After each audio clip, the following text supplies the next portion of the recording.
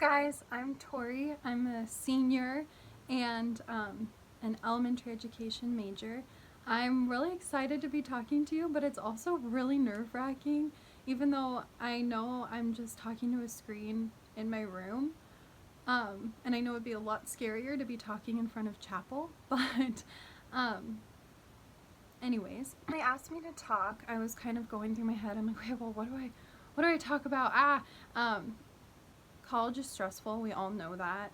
I think that I let it get the most stressful for me senior year, just between relationships, friendships, family, school, student teaching, I don't know, everything. Like, you guys get it. It's stressful. So many different things, work, come into play. And I did a really bad job. I took it as, okay, yeah, I can handle this. You know, I just have to get my ducks in a row, or I have to do this, this, and this, and then I'll be fine. I can take control of this. I've got it. Which is, I don't know, I just know that's kind of how I often do things without even knowing it, is think, well, if I do these things a certain way, I'll take care of it. Everything will be fine. Which is not true. And I learned that.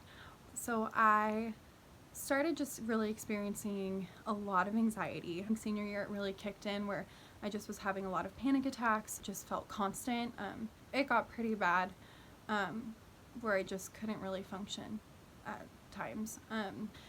So through this process, I just started to really recognize how much I wanted to take control over all these situations.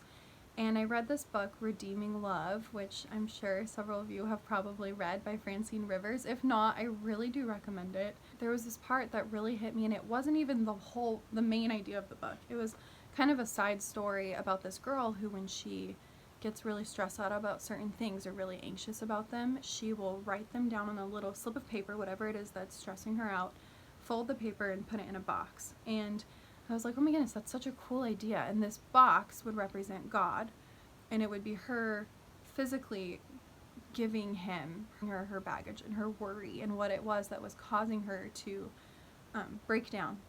And so I took that to heart, and I was like, you know what? Like, I'm sick and tired of feeling this way. I'm just gonna do it. So I got a little cardboard box and just started writing out what I thought was maybe 3 or 4 things that were really on my mind, stressing me out, turned into like 15 different things, sheets of paper that I'm going through. And I kept going until I seriously felt the weight come off my heart. I was like, nope, there's something else. And I just kept writing down on these little pieces of paper what it was that I needed to let go of. And I would hold it and pray over it, kind of a prayer of release before putting it in the box, just saying, okay, God, this is yours. I give you control. I can't handle this. I can't do it. I need you to take this from me, and thank you for taking it from me. And I mean, that in itself is incredible, that we serve a God who wants to do that. But so I would fold the paper, put it in the box, and it was crazy how after doing that, how I truly felt that release and that peace that, you know, so often people say, well, have you prayed about it? Have you given it to God? That can be kind of tricky sometimes, because you want to say, yeah, I let go of it, I gave it to God, but it's not always that easy, right? There's a lot of things where I feel like we can put it into a nice phrase, but it's not that easy. But this was really good for me, because it made it this physical thing where something that I've been wanting to do and didn't know how, I did it in a physical manner, where now I have this box full of all of these things that I can't handle on my own, that are stressing, they're too much for me. And I'm giving them to someone who wants to take them off my shoulders, who knows what's best for me, and who knows the whole situation in and out. Why should I be afraid if he's in control? And this worked really well for me, more than anything. But then probably like 3 weeks later, after I had done that, something happened, and it just sent me spiraling. I was actually driving to church and just started shaking, and I was really, really scared.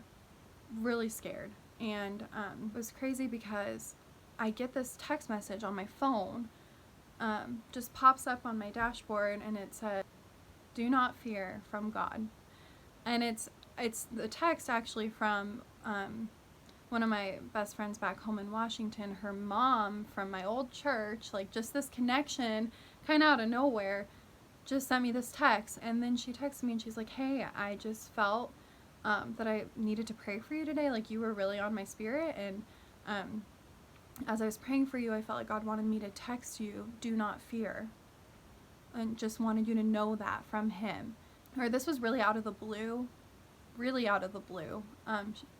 This is someone who has no idea what's been going on in my life, has no idea that I struggle with these things, has no idea about anything. You know, I mean, it wasn't even, there was no way for her to know that feeling that I was experiencing. In that moment when I got that text, do not fear God, my box just came to my head. And it was like, you know, I was like, what am I doing? Like, I kind of laughed and I was like, God, like, what am I doing? There's no reason for me to fear if I really believe that you are in control. And I just, like, I parked my car outside a church and just started crying because it was like, wow, the God of the universe cares enough to send this random person in my life back in Washington a text, tell her to say, hey, let Tori know, do not fear. On my way to church, as I'm at the breaking point of this issue coming up again, I don't know, it just left me like that he would do that for me.